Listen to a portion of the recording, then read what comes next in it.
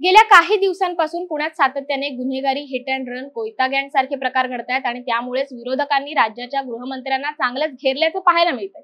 नुकतीच पुण्यामध्ये पुन्हा एकदा हिट अँड रनची घटना घडली असून या घटनेत एका पोलीस कर्मचाऱ्याला आपला जीव गमवावा लागलाय।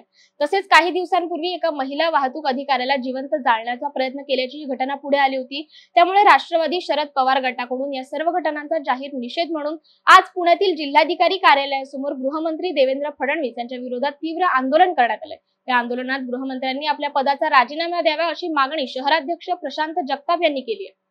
आज या ठिकाणी पुणे शहर राष्ट्रवादी काँग्रेस पार्टी शरदचंद्रजी पवार या आमच्या पक्षाच्या वतीने जिल्हाधिकारी कार्यालयावर या ठिकाणी आंदोलन करण्यात येत आहे। जिल्हाधिकारी कार्यालयावर या ठिकाणी आंदोलन करत असताना आम्ही पुण्याच्या जिल्हाधिकाऱ्यांकडून देशाचे पंतप्रधान नरेंद्र मोदी आणि या राज्याचे मुख्यमंत्री एकनाथ शिंदे यांना विनंती करत आहोत की देवेंद्र फडणवीस यांचा त्वरित गृहमंत्री पदाचा आणि मंत्रिपदाचा राजीनामा घेण्यात यावा।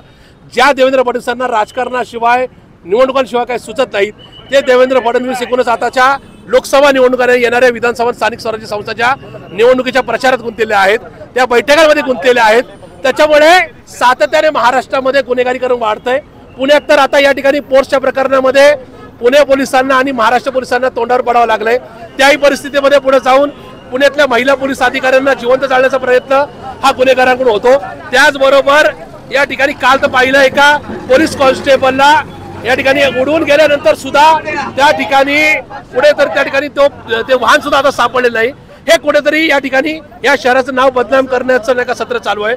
ज्या देवेंद्र फडणवीसांना नागपूरची गुन्हेगारी थांबवता आली नाही ते देवेंद्र फडणवीस आज राज्याचे गृहमंत्री झाल्यानंतर पुण्याची सुद्धा तशीच वाईट अवस्था झाली आहे। आणि या सगळ्या कारभाराला पुणे भाजप, राज्याचा भाजप आणि देवेंद्र फडणवीस जबाबदार आहेत असा आमचा थेट आरोप आहे। म्हणून या देवेंद्र फडणवीसांचा राजीनामा त्वरित घेण्यात यावा ही आमची प्रमुख मागणी घेऊन आम्ही आज आंदोलन करत आहोत।